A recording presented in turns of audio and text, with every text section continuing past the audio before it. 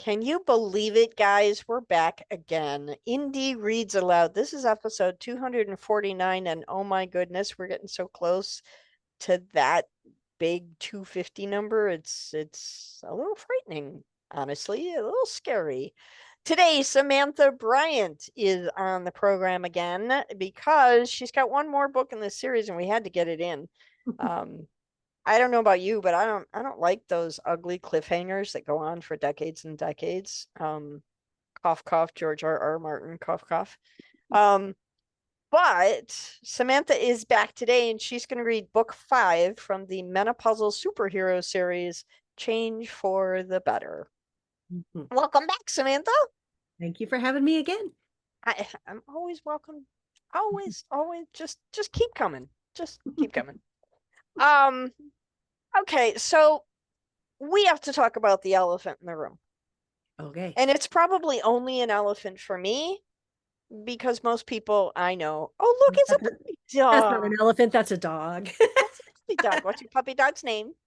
There are two of them sitting here, and this one is Pumpkin, and this one is Ghost. Oh, wow, look at that. They're so cute. Oh my gosh.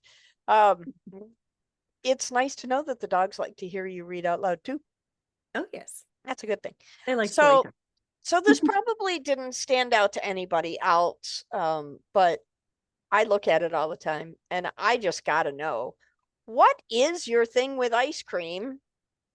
And because in your headshot, it looks like you're eating ice cream. I am. And I just love it because it instantly, seeing that when I saw this photo for the first time, I thought, okay, this is gonna be fun. Like, it wasn't that collegiate headshot thing that we see on so many people's, mine included. The backs of books have got that very distinguished literary headshot. I love this because it works so in well with your series. Is this a deliberate headshot, or was this just you were out having fun one day and it turned out good, so you're using it? The latter. I did try to get some like formal headshots made. I hired a professional shoot for my 50th birthday, Okay. and um and I got a lot of good pictures that day, but it ended up that I was happiest with the pictures I'd done with my husband. That it was Mhm. more of an us shoot than a me shoot, and nothing about the pictures um said what I wanted to say with an author picture. Okay. They just weren't about that. And I have a hard time like, with the let's be serious and smile. Yeah, me too. I crack myself up trying to do it and then I can't take a serious picture. Right. Right. So far everything I've used for author pictures have been pictures like this one. That's just a picture that somebody happened to get of me or that I I think got. it's fantastic. Yeah. I think it's absolutely fantastic because it reminds us that you're human.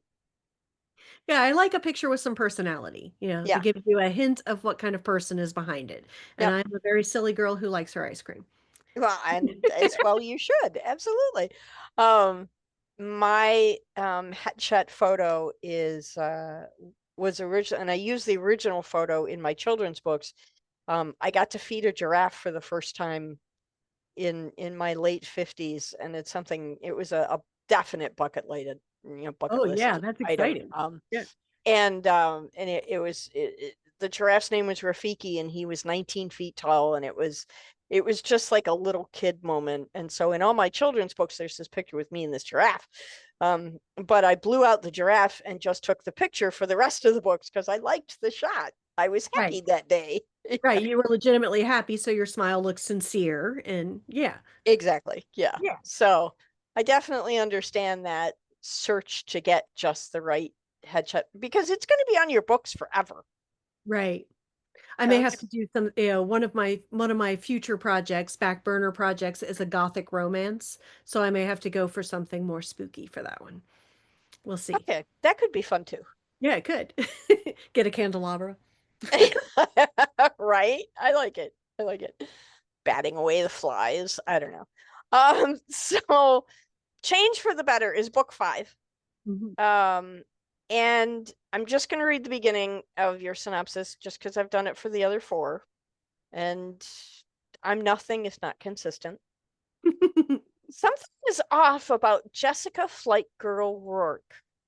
With Dr. Cindy Liu safely in custody, unable to hurt anyone with her experiments, a new husband at home, and a team of friends working to save the citizens of Springfield, it should be smooth sailing through a cloudless sky. But Jessica is being secretive, avoiding spending time with her family and teammates. Congratulations, 2 sentences in the first paragraph. I am a firm believer in proper use of commas, and you've done a great job here. Oh, thank you. Also, I wanted to ask you, Cindy Liu, did that by chance, was that name inspired by a certain green someone who is anti-Christmas? In a roundabout way, yes. When I first started writing her, I knew that she was Eurasian, and I named her Cindy because some of my among a lot of my what I name characters comes from students because I was a teacher for 27 years. Okay, yeah, And I was going to so, ask. right. And a few of the Chinese American students that I taught had Chinese names, but they had American names they used so people could pronounce them. Right, Right. to make it Um, easier on the people around them. exactly. And assimilate a little bit, I guess. Sure. And a lot of them had names like Cindy or Susie, like simple 2-syllable, relatively easy to pronounce names. And And so, easy for them to pronounce as well, yes, right? yeah, even Yeah, if you grew up speaking Chinese, you could also say Cindy. right. Right. Yeah. And so I knew that. And then I went looking for all of my characters, I went looking for common names. I wanted to have very every woman feel. And so I went and looked at things like what were the most popular girls' names in the year that the character was born and picked one of Okay. those top 5 names. So that's why they're all named things like Patricia, Helen, Jessica, right? There's no like Angelique or something like that. Lindsay. Yeah, Right. they all have very common names. And so I was looking for a last name for my doctor because sometimes she was going to be called Doctor or whatever. And I decided that the that her Chinese heritage would be most obvious in her last name. So I went looking for a really common last name and I found Liu, which me pronouncing it in English is Lu, but my understanding is if I spoke Chinese that's not quite what the diphthong should do. Okay. But I can't do it. I'm sorry. I have Yeah, I can't studied Chinese. either. Yeah. Yeah. So I found that combination, and then I was immediately amused at the idea of this Chinese American mother naming her child Cindy Liu, not knowing that that was a Dr. Seuss reference, Yeah. and Yeah. No, I love it. and setting her daughter up for all kinds of teasing growing up in America. Sure. Sure. That was Wow. a long way to explain that story, but yes. Yeah. No, I love hearing where authors get their character names from. Some people pull them from family, some from, as you did, life experience. And then some go through baby name books and find the most obscure names they can possibly find. Right. I think it depends in part on what you're writing, right? And Yeah, whether it makes sense for your characters to have unusual names or not. Yeah. right. Yeah, yeah. Oh, very cool. Okay, so give us the setup for this story. This is the end of the Mhm. series. Not the end of all the stories, but the end of the series. Right. So, what are we doing in Change for the Better? So by the time we've gotten to change for the better, the women have had their origin stories in the first book. They joined a superhero organization which went public and they ended up with, being costumed crime fighters together and they dealt with power spikes and all of this. They fought different kinds of bad guys. And we're getting to the end and I wanted to leave the series with this feeling of you understand what it's going to be like for at least the near future afterwards. It's superhero life, right? So, next thing aliens invade, I guess. I don't know. Yeah, yeah, all bets are off with superheroes. So, Right, exactly. But I wanted to get it to this end spot. So this is really, going back through and taking all those threads that I'd been building throughout the whole series and wrapping them up in a satisfying way. And the bad guy in this one is a return. Back in book two, we met a villain called Daniel Price. He's he's disgusting. He's spent the last 100 years literally body hopping, like killing people and putting his brain in their body and taking their body over to continue so that he doesn't die. Okay, that's just weird. I mean, kudos to you for imagining it, but that's a weird way for a character to live. Right. Well, he was one of the things that I love is old horror movies a la Vincent Price Yeah. and Bela Lugosi and that kind of thing. So I was in that mode of thinking when I came up with him. And in fact, his names throughout all the different versions of himself are all taken from either characters that people like Vincent Price played or from actors who played those kinds of characters. Oh, that's super fun. What great little Easter eggs. Yes. I like that. So, That's very so nice. Daniel, who we have encountered a couple of times throughout and thought we had defeated, is back in this last book. And because I can't reveal too much because it ties into everything, but Sure. he has connections to some of the characters that need to be wound up as well, and it's bringing all that to a close. Okay, awesome. Well, I'm really looking forward to hearing you read this. Change for the Better, Menopausal Superhero Series, Book 5. This is the end of the series. But wait, folks, there's more to come, so don't get too upset too quickly. When you are ready, please, Samantha Bryant, take the microphone and read aloud. So this is a chapter called Catches and Ulterior Motives. It's not the first chapter, it's second or third chapter in. Ouch, dude, I get it.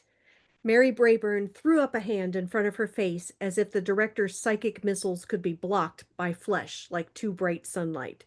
You really, really want me to like your idea. How about you let me find out what it is first? The director lowered his head, inhaled and exhaled 3 times, and the force of his psychic power dulled to a level Mary could manage. Mary dropped her hand. That's better. She peered around at the office. Something was different, but she wasn't sure what it was. The big picture window was the same, as was the giant wooden desk and the cool-looking but uncomfortable office furniture. Still not able to identify what had changed, she perched on the edge of his desk, crossing one booted foot over the other and tossing her scarf around her neck. All right, let's hear it. The director templed his fingers in front of his face, but didn't quite manage to hide the manic smile. Mary squinted and concentrated, breaking through the mental projection of young Jimmy Stewart to the true face of Stephen, the man they all knew as the director. The gleam in his eye gave her pause. What would you say to releasing your mother? Mary almost fell off the desk, but steadied herself with one hand. I'd ask you to roll again for sanity, she said. We just gotten her back on track after the power surge last spring. What makes you think she's safe to set loose on the public? The director's face fell, and Jimmy Stewart flickered in and out of focus. Mary drummed her fingers on the shiny surface of the desk while she waited for him to quiet his mental manipulations and talk straight with her. He'd come a long way since they'd first met, and part of why he valued Mary's participation as a consultant to the UCU was her ability to resist mental manipulations, even his own. But using his powers to skew decisions in his favor and make people like and admire him was as natural to the man as breathing air. He had to concentrate on not influencing emotions and perspective. Mary imagined him as a child. He'd hinted that his mother, at least, had been able to resist his charms, but what a terror he must have been at school. I met with the mayor today. She's still concerned people are afraid of us. Jessica and Lionel are great with the public, but Patricia. Mary shot a look at the wall behind the desk. Ah, new framed publicity stills of the front facing UCU agents hung there. Jessica hovering midair, holding a flawless pose, Leonelle holding up the front bumper of a truck and smiling sheepishly at the camera, and Patricia, was she smiling? Mary didn't know who had thought it was a good idea to have the lizard woman of Springfield smile. It only made her more terrifying. Okay, so you try some more publicity campaigns like the Goodwill tour from a year or two back. How would releasing my mother help? He spread his hands out, emphasizing each syllable like it was a headline. Rehabilitation. Mary hopped off the desk and walked over to the windows. The view of Springfield was spectacular, with the sun hitting its apex and reflecting off all the glass and metal of the tall buildings surrounding them.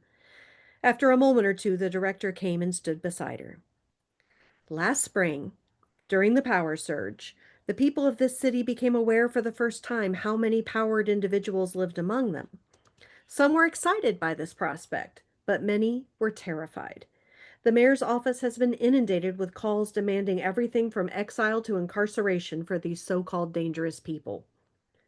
So you want to paint the UCU as a rehab center for wayward mutants? The director laughed. Something like that. And you think my mom would make a good poster child? Mary thought back to the last time her mother had been out in public, the firefight in the park, her laser-like focus on vengeance. Dr. Liu had been lucky to survive, saved once again by her own ingenuity. The fire-retardant gel she bathed herself in and her clothing kept her from ending up the crispy victim of Mary's mother's vengeance. But being covered in sticky goo had not kept the UCU from capturing the scientist and taking her into custody. The director's voice rose a notch to an excited salesman's pitch. They still run footage of Helen's run of destruction across our city. If we could show we took that dangerous, wild woman and turned her back into a responsible citizen, but we haven't done that, Stephen. He smiled. That's where you come in. Mary barked a bitter little laugh. You think I can get my mother to cooperate with this? She's barely spoken to me since I helped you bring her back in. The director touched something on his watch, and a whirring sound caught Mary's attention. She spun to see a TV pushing out of a panel in the wall. A series of still photographs taken during her visit with her mother ran on a slow slideshow. He tapped his watch again, freeze-framing one that showed Helen smiling at Mary. You guys look cozy right there, he said. Mary shook her head. She'd suspected their visits were being recorded, but hoped she was wrong. Do you know what I said that made her smile? He frowned, a furrow appearing in his forehead. I told her that I'd heard that Cindy Liu almost died trying to escape. The director was saved from having to respond by a rap on the door. Come in, he said. Jessica peered around the door frame. Susie said you wanted to see me. Seeing Mary, she crossed the room in a bound to give the young woman a hug. Mary, I haven't seen you since the wedding. How are you? Mary pushed her way out of the hug in no mood for polite banalities. I'm fine, she said in a flat voice that brought a puzzled expression onto Jessica's face. Mary softened. It's all right. She hooked a thumb at the director. He's got another wild hair, and I'm not happy about it. Oh, yeah? Jessica turned a curious expression on the director. Mary watched her, wondering what was wrong. Jessica's enthusiasm at seeing her had felt a little false, and there were hints of dark circles under her eyes. The director cleared his throat. Can you stick around for a minute, Mary? We should talk about this some more. Mary grunted her assent and flopped down onto the stiff sofa, pulling out her phone to give the other two the illusion of privacy for their conversation. The director turned up the wattage on his positive vibes, making Mary wince like he'd shined a bright light into her brain. Jessica gave no sign of feeling it.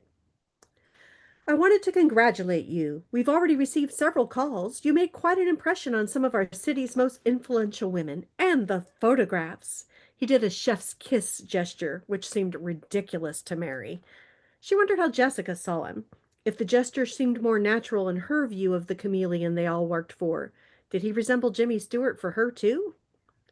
Jessica shifted her feet, demurring. You can thank the head librarian. I don't think losing that bouquet of balloons was an accident. She knows how to make sure good publicity happens.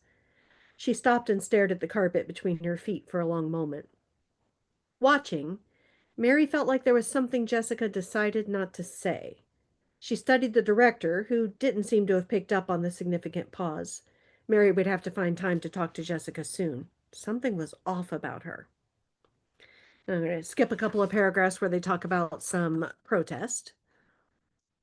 I've got a training session with Sally Ann in a few minutes. Was there anything else? The director shot a look at Mary, who pressed her lips together in renewed disapproval. If he was proposing what she suspected he had in mind, it would not go over well. Catching her signal, he sighed. Not right now. I'd better go. Mary, can I take you to lunch tomorrow? There's something I wanted to ask you about. Mary was surprised, but readily agreed. I'm coming in to visit Mom anyway. I'll find you in the cafeteria if that works. Jessica waved from behind the door, but didn't look back. As soon as the door closed behind her, Mary turned her attention back to the director. Someone had to talk some sense into the man, and once again that role fell to her. She rubbed her hands on her thighs like she was going to lift something heavy and got to her feet. Sounds like we need to talk, she said. And that's the end of the chapter. Thank you very much. Now I'm super excited. Super excited. Okay, so here's the problem. You have now shared 5 wonderful books with me over the course of several weeks on this program, and I already have at least 8 bookshelves full of books I haven't read yet. So Yeah. you're not making my life any easier. Well, I'm not sure that was exactly my goal. So we're at the end of this series, and I know you're going to come back and share more with us in your short stories and your novellas. But I've been dying to ask this through all of the 5 episodes we've done. Okay. Why a lizard woman? Why Um, why not any other, like, I mean, I'm glad it wasn't a snake. Let me just put that out there. I'm glad you didn't do that. But I mean, you could have done Raven. You could have done, I don't know. I mean, there puppy dogs. There's a whole bunch of options. What was it that made you decide on lizard? so I got stuck on the idea of having a thick skin, of having a tough skin, Okay. right? And that's very endemic to the character of Patricia. She regards her, she's not a woman who would ever cry in public or something like that. Right. Excuse me, you could get a drink. Um, so I started with that idea, and like it sometimes goes in writing, you have different things in your head that you've been interested in different times of your life, and then they Yeah. just kind of bounce together and they become a thing. So I think maybe my longtime fandom of Spider-Man might be responsible, where there's a lizard man who used to be a scientist in that one. Okay. Or it might be because my kid has a pet coral snake and we spend a lot of time thinking about reptiles. I just You as let your kid have that a pet idea of thick snake? skin. Say You again? let you let your kid have a pet snake? I That's said that's coral snake. It's a corn snake, not a coral snake. it But yeah. doesn't matter. It says snake in the name. It's just not. Oh, mine couldn't even have a stuffed one. Oh. Okay. He keeps So yeah, threatening. I think it's a little random. It's, just thinking about things like tough skin, and I thought about transformations, and a lot of lizards have abilities to kind of change. They have frills they can lift and Sure. colors they can change and all kinds of interesting things. So those things just kind of fell into the cerebral goo, and that's what came out. That's so fun. I like too that you give this lizard um it's a benevolent lizard, right? Because she's out fighting crime, doing great Oh things, yeah, but yeah, at the same time, she has this kind of overtone of impishness, right? Because yeah. her smile isn't really a smile, it's like, is she smiling Patricia's or is she always not? been a little menacing, even before she had scales. Okay, perfect. Yeah. So her transformation fit beautifully. Yes. Now, that leads me to this other question, and I know you and I could talk for hours, but um, so because of who she is in personality, it led into the character her superhero came to be. Did you find that with all of your characters, or did some of them struggle more with what their powers were than others? Did you have any that just said, "Oh, this isn't me, and I have to learn how to adapt and overcome"? Well, I think when I was coming up with who would have what kind of powers, I actually started with a menopausal complaint and then imagined kind of a ridiculous extreme of trying to cure it. Mm-hmm. Right. So I have my woman who was having hot flashes. She wanted that fire out. And that's Mm-hmm. exactly what happened. She became able to wield the fire. Right. Right. And I have um the soap that transformed Leonelle. She was looking to have more energy and strength to get through her day. And she had this soap that touted that it was laced with testosterone, which would balance things out. And boy, did it make some changes, right? A Yeah. little more than she had in mind. And with Right. Jessica, she was depressed and she was looking to lighten her mood and ended up Uh, lightening okay. her body, right? So then as the characters developed, a lot of times there did come to be like, with Lionel, he's super strong, but his strength is really his heart. Right. His true strength, the thing that makes him a hero, isn't that he can pick up cars. Right. It's how much he cares and how hard he'll fight to save other people. Right. And so there ended up being a lot of a kind of a metaphorical level in there that maybe I didn't set out to do, but more like discovered as I wrote them. Sure, because our characters don't tell us everything up front. Oh, how boring would that be? And they're sneaky that way. They are. I mean, even as a passionate plotter, my characters still jump up and say things I don't expect. Yeah, that So surprise is part of the fun. it is. It's a great deal of the fun, actually. Yeah. Thank you so much for coming on the program and sharing this delightful series with us. This is such a good time. I mean, this Well, is thank just, you so much for having me again. I've had a great time. thank you so much. I hope you have an awesome evening. And I know you've been under the weather a little bit, so I hope you feel better too. Thank And you. and then let's get us back on the calendar and do this again soon. I'd love that. All righty. Have a great night. You too.